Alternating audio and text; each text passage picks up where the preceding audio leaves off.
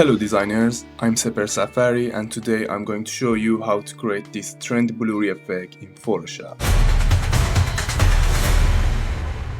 Step 1. Select your image, right click and convert to a smart object. Let's go to the filter, blur, and let's select the motion blur. You can increase or decrease the motion blur. I gotta go with somewhere around 250 and click OK.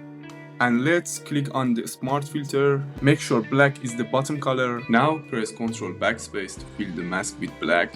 As you can see, the whole layer is hidden now. And press B to select the brush tool, and I'm going to paint back the blur on specific areas.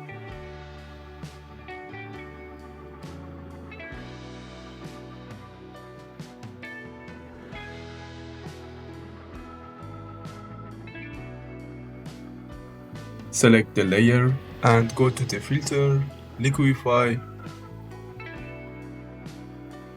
Press W to select the forward warp tool. Zoom out and let's make the blur a bit longer to enhance the effect.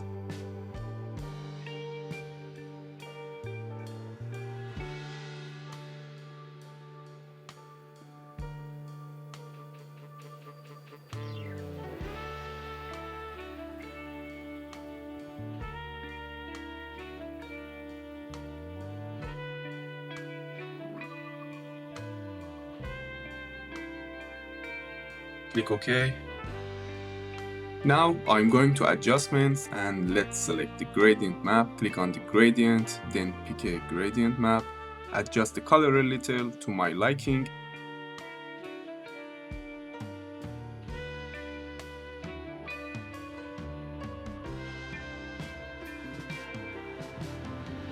And finally click OK. I'm gonna press Ctrl-Shift-Alt-E to merge all visible layer into a new one.